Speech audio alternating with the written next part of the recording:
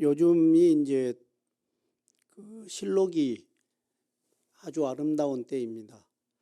이때 되면은 이제 우리가 평소 같았으면은 전국에 이제 가고 싶은 곳 여기저기 다니면서 이제 구경도 하고 마음도 식히고 이렇게 하고 다녔었을 건데 코로나가 이게 한창 유행을 하면서 우리 일상생활이 이제 이렇게 다 무너졌습니다. 그런 가운데서도 이렇게 오늘 법회에 이렇게 참석해 주신 여러분들을 보니까 더욱 반갑고 더 이제 기쁩니다.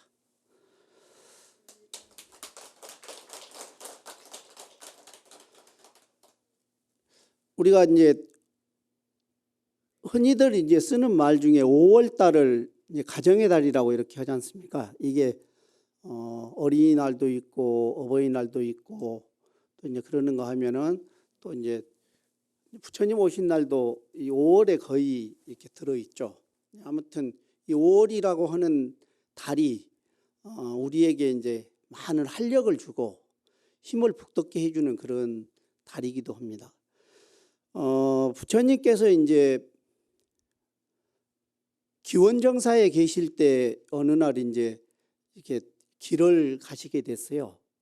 길을 가시다가 길섭에 이렇게 그 뼈 무더기가 있는 것을 보고 그 뼈에 이제 그 많은 대중들하고 같이 이렇게 행차를 하다가 그 뼈 앞에 서서 그 뼈를 향해서 이제 절을 이렇게 하십니다. 그 모습을 보고 그 제자들이 깜짝 놀랐죠. 부처님께서는 3계의 큰 스승이고 사생의 어버이와 같은 분인데 어찌 한낱 길거리에 이름도 없는 사람의 뼈무대기를 보면서 절을 하십니까? 이렇게 묻죠.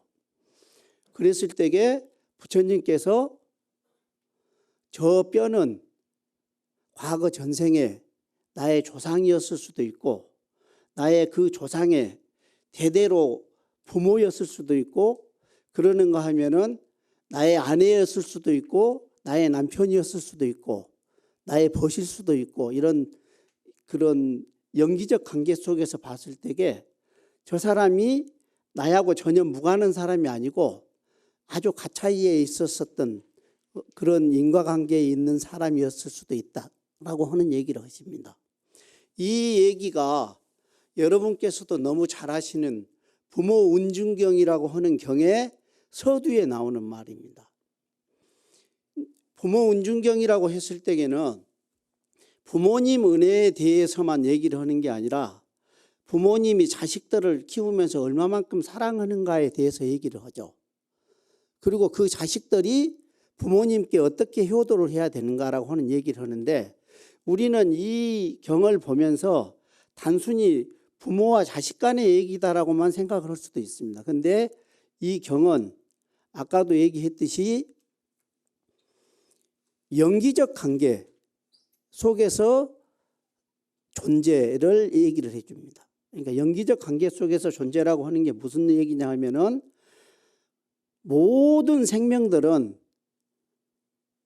어느 하나라도 자기 홀로 존재하는 게 없습니다. 더불어서 존재하고 더불어서 존재하는데 다 힘을 보태는 거죠.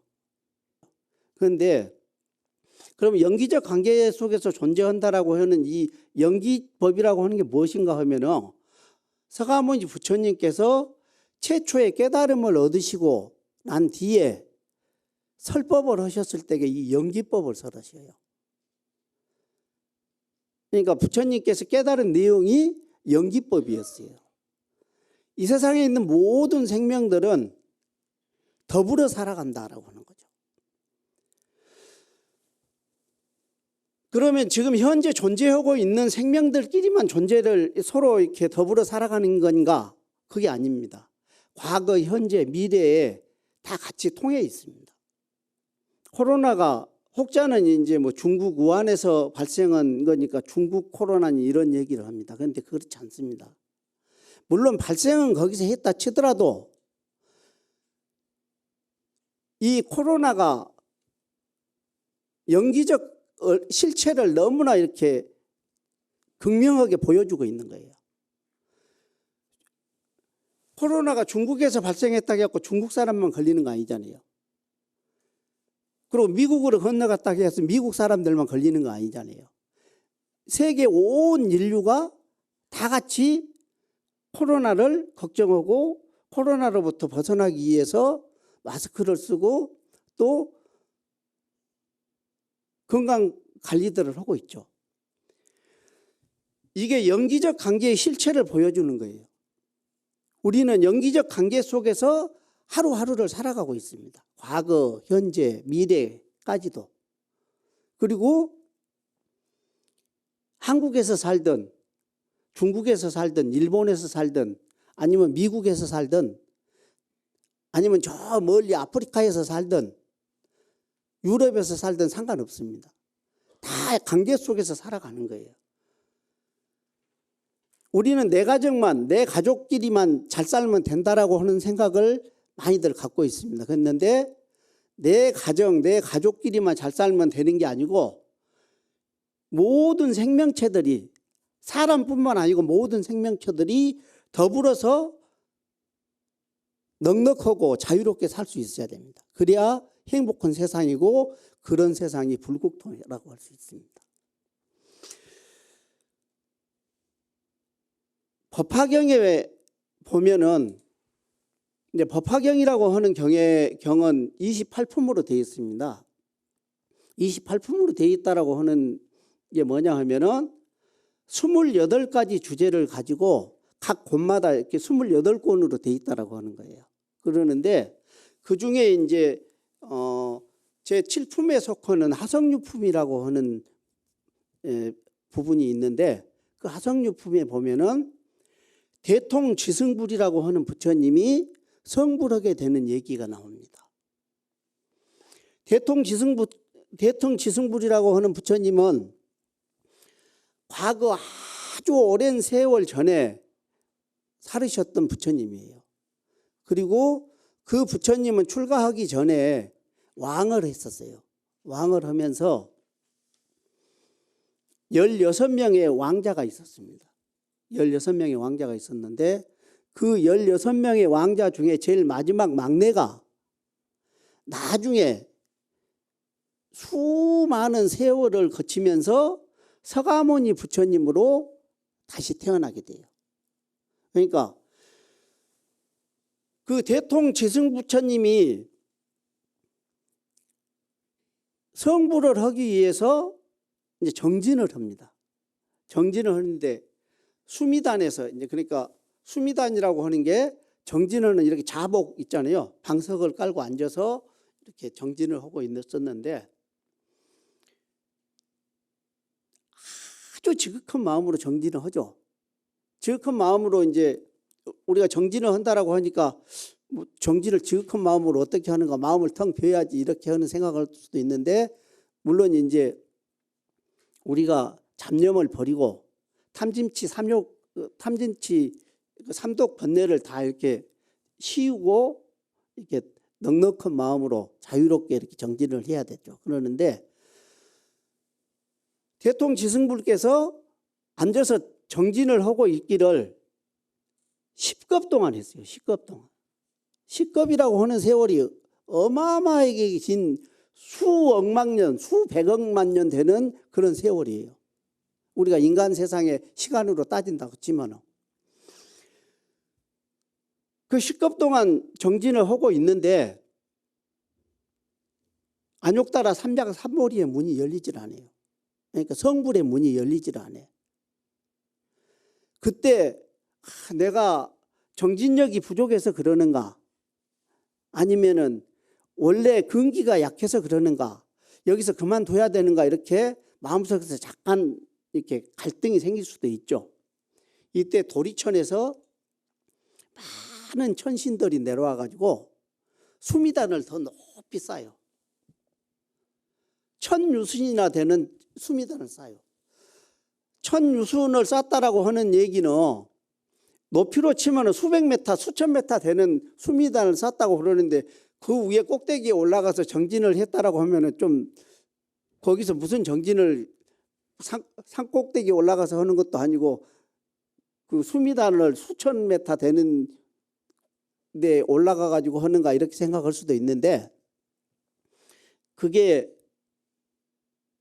물리적인 이렇게 높이를 얘기를 하는 게 아니고 공덕의 높이를 얘기를 합니다. 그러니까 많은 천신들, 많은 보살들이 보시와 지계와 인욕과 정진과 바람일의 그런 공덕을 쌓아요. 그러면서 대통지승불이 성불할 수 있도록 같이 돕는 거죠. 같이 정진을 하는 거예요. 그러면은 우리가 기도를 하고 참선을 하고 이런 것도 물론 자기 혼자 힘으로 해갖고 성불했다고 하는 사람들도 있죠.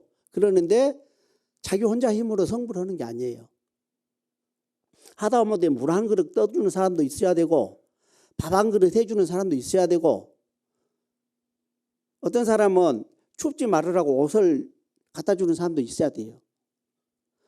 그 많은 사람들이 힘을 돕는 것이 수미단을 높이 쌓았다라고 이렇게 표현을 하고 있습니다. 법화경에서는. 천유순이나 되는 수미단 위에서 또다시 정진을 하죠. 정진을 하는데 오랜 시간 정진을 해도 안욕따라 삼략삼보리 문이 열리질 않아요. 그러니까 성불의 문이 열리질 않는데 여기서 다시 태굴심을 낼 듯 싶으니까 범천들이 또 막 나와서 꽃비를 내리고 또 향을 올리고 공양을 올리고 막 이렇게 공덕들을 쌓죠. 그러니까 대통지승 부처님만 부처님이 되는 게 아니라 더불어서 부처의 수행을 하는 거예요. 그러면서 더불어서 성불을 해가는 거예요. 그래서 많은 공덕들을 같이 짓는 겁니다. 그렇게 해서 다시 식겁이 지나고 났을 때에 안욕따라 삼략삼보리의 문이 열립니다. 그리고 나서 대통지승 부처님이 되는 거예요. 그러면은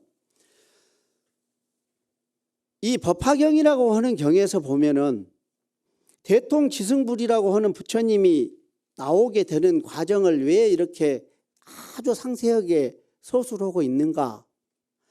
물론 이제 다른 부분도 그렇게 적을 합니다. 그러는데 법화경이라고 하는 경은 구성이 이제 그 아까도 얘기했듯이 28개 품으로 되어 있는데 그 중에 이제 그 제자들이 이제 너는 얼마 후에 성불을 할 것이다. 얼마 후에 성불을 할 것이다. 이렇게 해가지고 수기를 해주는 수기품이 있고 또 그 뒤에 이제 가면 또 500제자 수기품이 있고 그래요. 그러니까 성불을 언제 해 가는가? 성불을 어떻게 해 가는가? 성불을 어떤 과정을 거치면서 하는가를 설해 놨는 부분이 굉장히 그 줄을 이루고 있는 경이 법화경입니다. 그래서 대통지승불 성불에 관한 얘기도 성불 과정에 관한 얘기도 이렇게 그 세밀하게 서술에 되어 있는 이유가 우리가 혹자는 이제 어떤 사람이 정진을 해가지고 장자불화를 뭐 6년을 하고 10년을 하고 그래가지고 저 혼자 깨달는 것처럼 이렇게 얘기하는 사람들도 있습니다. 근데 그 사람이 장자불화를 했던 그러니까 눕지 않고 정진을 했던 아니면 서서 정진을 했던 이게 문제가 아니고 많은 사람들이 그가 정진할 수 있도록 같이 공덕을 쌓고 덕을 베풀고 그렇게 하는데 그 사람한테만 하는 게 아니에요. 더불어 살아가고 있는 모든 생명들에게 덕을 베풀고 공덕을 쌓고 더불어서 넉넉한 마음으로 이렇게 정진을 해야 그런 안욕따라 삼략삼보리의 문이 열린다 그 얘기입니다.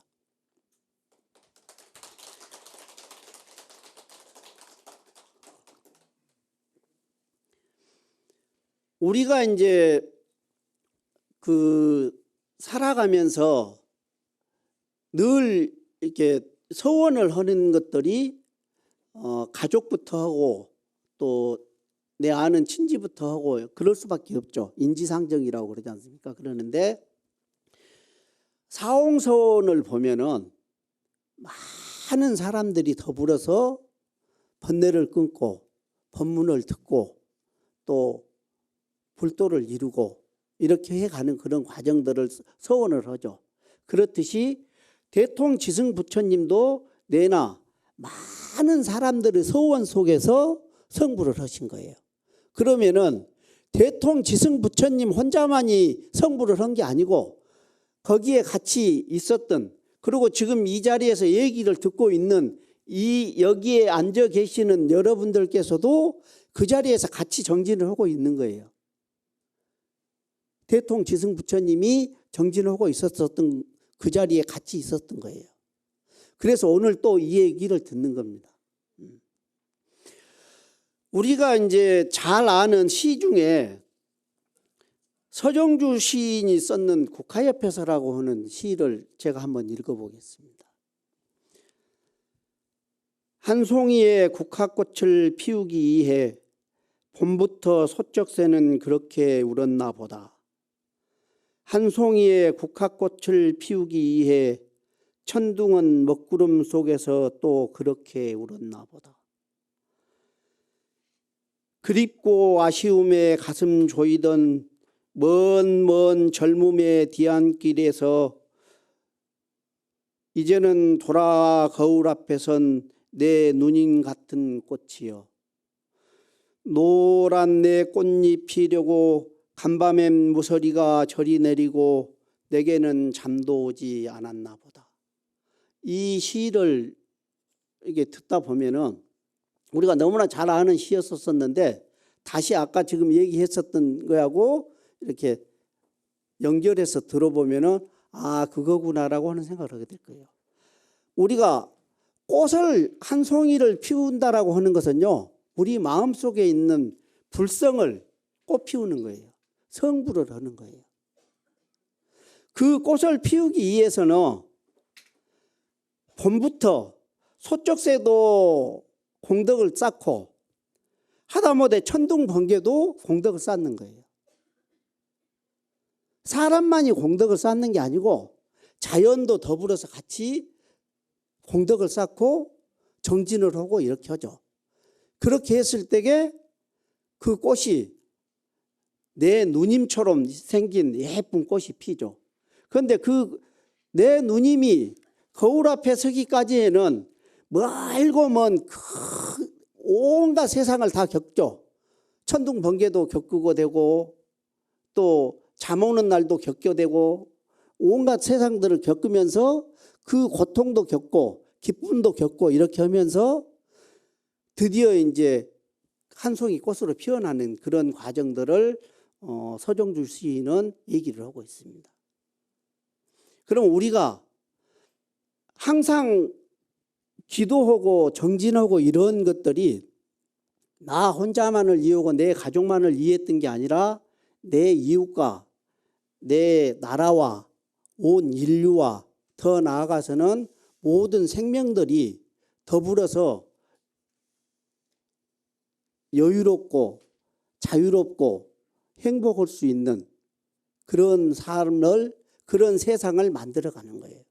그래서 이제 우리가 시 한 편 속에서도 이와 같은 그런 깊은 그런 뜻들이 있죠.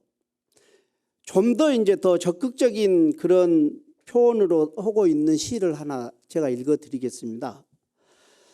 이 시는 김춘수 시인이 썼는 시인데 꽃이라고 하는 시입니다. 그런데 이 시를 이제 간혹 연애 시인 것처럼 이렇게 생각하는 사람들이 있습니다. 그런데 연인들끼리 주고받은 시다라고 이렇게 생각하는 사람들도 있는데 제가 이제 이 시를 읽으면서 다시 또 한번 이렇게 이 시가 가지고 있는 그 내면의 깊은 뜻들이 무엇인가를 같이 한번 음미해 보도록 하겠습니다. 꽃, 김춘수. 내가 그의 이름을 불러주기 전에는 그는 다만 하나의 몸짓에 지나지 않았다.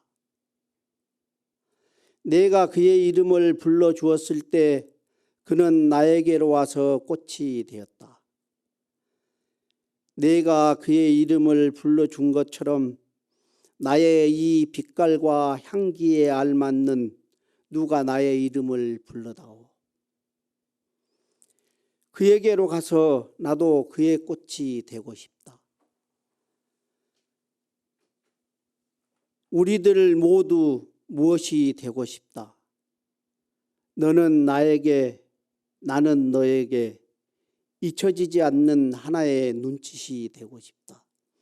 이 시에서 보면은요, 우리가 꽃이라고 하는 얘기를 아까 그 국화협회서에서도 얘기했지만은 꽃이라고 하는 게 무엇인가를 다시 한번 생각해 볼 필요가 있습니다.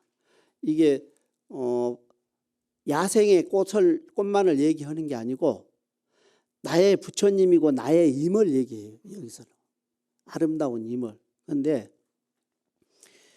내가 그의 이름을 불러주기 전에 그는 다만 하나의 몸짓에 지나지 않았다라고 하는 이 얘기는요. 그리고 내가 그의 이름을 불러주었을 때 그는 나에게로 와서 꽃이 되었다라고 하는 이 얘기는 우리가 이제 그 유식학이 이제 불교 그 경전에 보면 유식학이라고 하는 게 있습니다. 거기에 보면은 우리 마음을 깨달아가는 그런 과정들을 이렇게 그 설명하고 있죠. 근데 우리가 반야신경 읽을 때 안이비 설신이 그 얘기 많이 하잖아요. 눈, 코, 귀 이렇게 갖고 그 감각기관에 대한 얘기를 하는데 내가 누군가의 이름을 무엇인가의 이름을 불러주기 전에는 그냥 그대로 하나의 몸짓에 지나지 않았다라고 하는 이 말은 전오식 상태를 얘기해요. 전오식이라고 하는 게 무슨 말이냐 하면은 꽃이 그냥 어떤 꽃이든 어떤 사물이 그냥 있는 상태를 전오식이라고 그래요. 우리가 그것을 눈으로 그냥 보고 아무런 감정을 느끼지 않았을 때는 어떤 이게 미움도 좋아하는 마음도 없죠. 그러는데 내가 그 어떤 사물을 보고 어떤 현상을 보고 이름을 불러주었다라고 하는 것은요. 그거에 대한 관심을 가진 거예요. 그리고 그것에 대한 애정이나 좋아한다라든가 아니면 내가 갖고 싶다라든가 아니 싫다라든가 이런 어떤 감정이 생긴 거예요. 그 감정이 생겼을 때에 비로소 그가 내 꽃이 된다는 거예요. 그 꽃 중에는 아주 좋은 꽃도 있을 거고 안 좋은 꽃도 있겠죠. 꽃이 다 좋은 꽃만 있는 건 아니잖아요. 왜 안 좋은 꽃이 있는가? 내가 그의 이름을 안 좋은 이름으로 붙여줬을 때는 안 좋은 꽃이 되는 거예요. 내가 그의 이름을 아주 고귀한 이름을 붙여줬을 때에 그 꽃은 고귀해지는 거예요. 천원 이름을 붙여주면 천원 꽃이 되는 거예요. 그와 같이 우리가 정진을 하는 것도 마찬가지입니다. 그러니까 보시를 하고 인욕을 하고 또 뭐 정진을 하고 이런 많은 그런 바람일 행을 하는 것도 마지못해서 하는 바람일도 있고 흔연한 마음으로 하는 바람일 행도 있죠.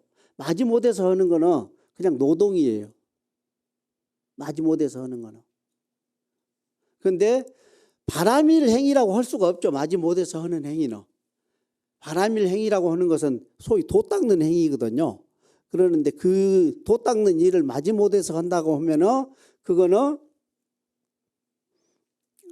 바람일이라고 이름을 붙일 수가 없죠. 도 닦는다라고 이름을 할 수가 없죠. 그런데 이제 우리가 어떤 이름을 어떤 사물에 대한 이름을 꼭 사물뿐만 아니고 무엇인가에 대한 이름을 붙여줄 때에 참으로 지극한 마음으로 이름을 붙여주고 그에게 기도를 해야 되는 것이 나에게 좋은 꽃이 된다는 거예요. 그 뒷구절에 보면 그런 얘기가 있죠. 내가 그의 이름을 불러준 것처럼 나의 이 빛깔과 향기에 알맞는 누가 나의 이름을 불러다오. 그에게로 가서 나도 그의 꽃이 되고 싶다라고 하는 이 표현이 그 얘기입니다. 그러니까 어떤 사물마다, 어떤 현상마다, 어떤 사람마다, 어떤 나무마다, 어떤 꽃마다 다 그가 가지고 있는 나름의 빛깔이 있고 나름의 향기가 있죠. 그러면 그 향기에 알맞는, 그 빛깔에 알맞는 이름을 불러주었을 때 그는 참으로 아름다운 꽃이 될 수 있죠. 그리고 그는 내게로 와서 나의 꽃이 될 수도 있죠. 그러는데 이름을 불러줄 때 그 빛깔에 알맞는, 그 향기에 알맞는 이름을 불러주지 아니했을 때는 그거는 내게로 와서 되는 꽃이지만은 귀찮은 꽃이 되죠. 그리고 싫은 꽃이 되는 거예요. 그래서 우리는 어떤 꽃을 피우기 위해서 소쩍새도 울고 천둥번개도 울었듯이 간절한 마음으로 기도하고 또 정진하고 이렇게 해야만이 나에게 좋은 꽃으로 다가오고 내가 좋은 꽃으로 그에게 다가갈 수 있습니다.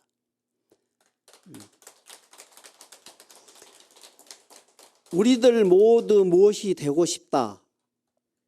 나는 너에게, 너는 나에게 잊혀지지 않는 하나의 눈짓이 되고 싶다라고 하는 것은 우리가 살아가는 삶이요.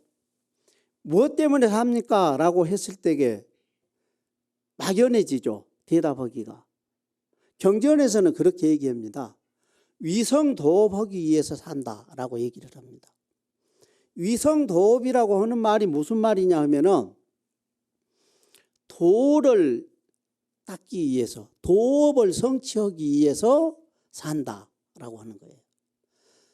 너는 무엇 때문에 밥을 먹냐라고 했을 때 살찌려고 밥 먹는 거, 물론 살찌려고 밥 먹는 사람도 있죠. 그런데 기운이 나게 밥을 먹는다라고 하는 얘기를 하는 사람들도 있을 거예요. 기운이 뭐 때문에 기운 나게 하냐? 이렇게 자꾸 묻다 보면 막연해져요.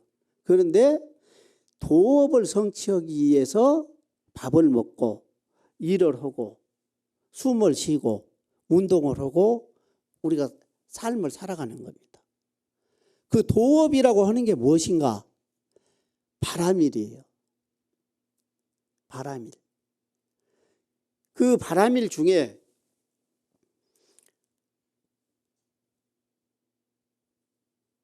우리가 보시를 행한다라고 했을 때에, 지계를 행한다라고 했을 때, 인욕을 행한다라고 했을 때에 남한테 꼭 베풀고 남한테 주는 것처럼 좀 손해나는 기분을 가지고 있는 사람들이 있죠.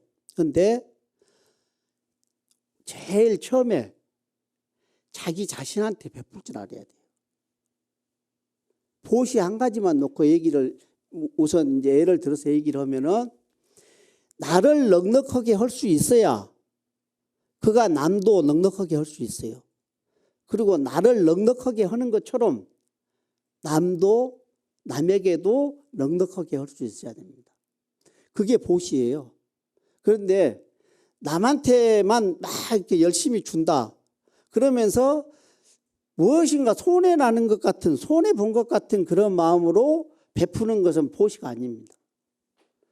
그러니까 내가 넉넉하게 하는 보시해야 돼요.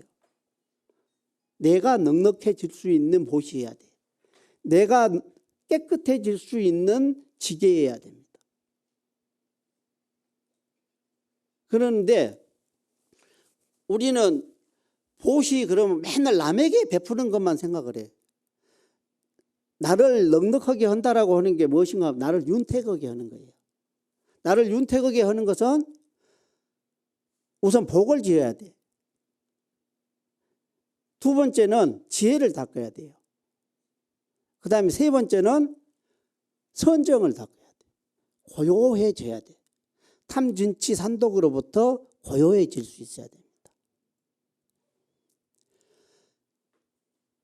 해인산매라고 하는 말을 많이 하죠. 흔히들 많이 합니다. 사람들이 그러는데 해인산매 그러면은 이제 그 뜻을 아는 사람들도 있고 그냥 남들이 하니까 따라하는 사람들도 있고 그렇죠. 그러는데 해인이라고 하는 말은 바다에다 도장을 찍었다라고 하는 뜻입니다.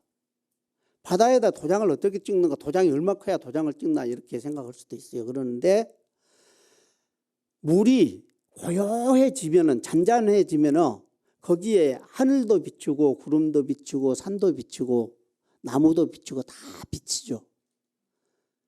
그게 도장을 찍는 거예요. 우리 마음이 고요해지면은 그 마음 속에 하늘도 들어오고 산도 들어오고 강도 들어오고 그러는가 하면은 내 주변에 있는 사람들도 들어오고 내가 몰랐던 사람들도 거기에 다 이렇게 들어옵니다. 들어오는데 거기에 어느 한 것에 집착하지 않는, 그러니까 물속에 구름이 비쳤다 해가지고 물이 구름을 집착하지는 않지 않습니까? 그렇듯이 편안해지는 거예요. 자유로워지는 거. 그 상태가 해인산매라고 합니다. 그래서 보시, 지계, 인욕, 정진, 선정 뭐 이런 육바라밀을 얘기할 때에 내가 자기부터 넉넉하고 자기부터 고요하고라고 하는 얘기를 하는 게 내가 고요한 만큼 남을 고요하게 하고 내가 고요한 것처럼 남에게도 고요할 수 있도록 하는 것이 선정이에요. 그것이 바라밀을 행한 겁니다. 그래서 해인산매라고 하는 말처럼 우리가 모든 것을 담을 수 있는 그런 여유와 그런 자유와 그런 너그러움이 있어야 되겠죠. 유마거사가 어느 날 병이 났었습니다. 그때 이제 유마거사한테 병문안을 이제 부처님께서 보내요. 그런데 부처님 상수제자라고 하는 가섭존자도 안 가려고 하고 아론존자도 안 가려고 그래요. 그래서 이 사람 저 사람 시켜도 안 가려고 그래요. 왜 안 가려고 그러느냐? 그러니까 전에 정진하다가 그분한테 혼났습니다. 그래가지고 그러니까 혼났다라고 하는 얘기가 무슨 얘기냐 하면은 정진을 잘못하고 있는 것에 대해서 지적을 받았다는 거예요. 그래서 또 지적받을까 봐 가기가 두렵습니다. 이렇게 해서 다들 회피를 하죠. 그래서 이제 문수보살을 보냅니다. 문수보살을 보내는데 문수보살이 가서 병문안을 가가지고 어떻게 해서 병이 나셨습니까? 이렇게 묻죠. 그러니까 중생이 아프니까 내가 아프다 이렇게 얘기를 합니다. 그럼 언제쯤 나을 것 같습니까? 그러니까 중생병이 나으면은 내가 낫는다라고 얘기를 하죠. 그런데 그날 보니까 방이 텅 비어 있어요. 유마거사 방이 텅 비어 있는 거라. 그래서 왜 오늘은 방이 이렇게 텅 비어 있습니까? 이렇게 물으니까 유마거사가 하는 말이 이 방에는 한 사람이 들어와도 만 사람이 들어와도 부족하거나 넘치는 것이 없다라고 얘기를 합니다. 그래서 우리가 흔히들 유마의 방이라고 하는 말을 많이 쓰죠. 그 유마의 방이라고 하는 말이 넘치거나 부족함이 없는 마음을 쓰는 것을 얘기를 해요. 그래서 넘치거나 부족함이 없는 마음을 쓰는 것이 진정한 바라밀 행위고 진정은 정진입니다. 그게 대통지승 부처님을 성불하게 한 바라밀 행위였습니다. 그래서 오늘 이제 여러분들께서는 대통지승 부처님이 성불을 하시는 그런 과정을 지켜보는 삼자가 아니라 각자가 다 대통지승 부처님이 될 수 있고, 대통지승 부처님이 성불할 수 있도록 옆에서 모든 공덕을 다